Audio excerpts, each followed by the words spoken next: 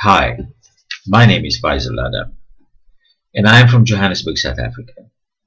And the first thing I'd like to do is to thank Professor Larry Diamond for taking the time to take us through this course, which has been invaluable.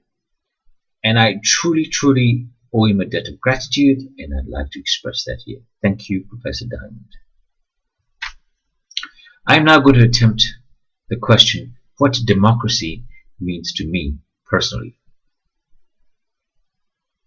When studying forms of governance, for instance through political science, it is an academic discipline, and therefore of necessity, the emotions cannot be expressed on paper.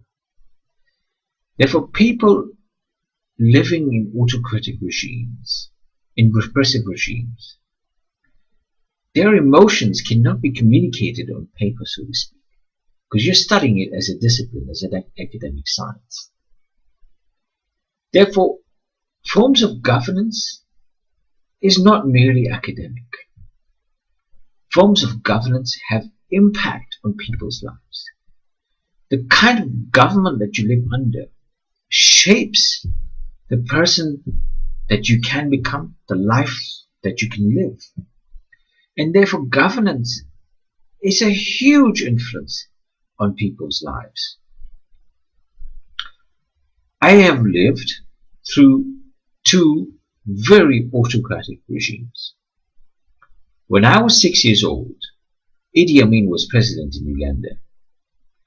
At that time, Idi Amin was expelling all the Asians.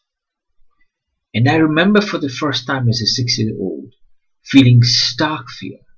Fear about something that was way beyond my control. Fear about how human beings can perpetrate evil acts.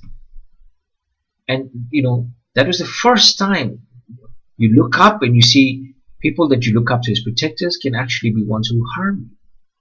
So,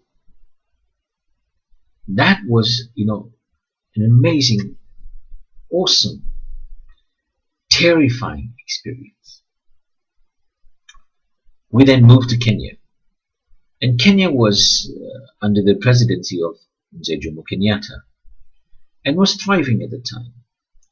Kenya was doing very well, things were working, the civil service was brilliant, people were thriving, business was working. And then Moi took over in 1978 when Mzee Kenyatta died. In the first 4 years of Moi's regime, in 1982, there was an attempted coup. He survived that coup, and then began the gradual degradation of the nation of Kenya. Corruption was the modus operandi. If you didn't know anyone in the inner circle or weren't part of a client-patron relationship, your chances of transcendence beyond survival were very slim. Corruption eventually seeped through to the lowest levels, and the soul of the country became corrupt. It was not a pleasant place to be. Kenya became known as the second most corrupt country in the world. Crime was rampant. Survival beyond just basics was enormously difficult and meant sacrificing one's principles, one's integrity, in order to make anything happen beyond mere survival. I chose not to live in such a regime. I chose to emigrate to South Africa. Now, South Africa does not have the best form of democracy in the world. We know that there's problems in South Africa. But in comparison to the other two regimes that I came from, South Africa is paradise. In South Africa, for the first time ever, I experienced what freedom actually means. What is human freedom?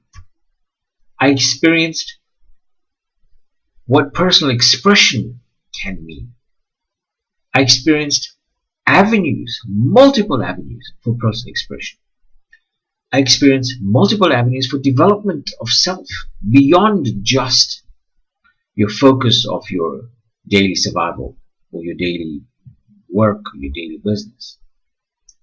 I experienced a vibrant civil society. I experienced a civil society where people were involved, were committed to trying to make a difference, were committed to development of the area, of the nation, who had a stake and a pride in the building of their country. I experienced what it means to live as a human being with dignity and self-worth. To live as a human being who can make a meaningful contribution to society. To live as a human being that can aspire to ideals.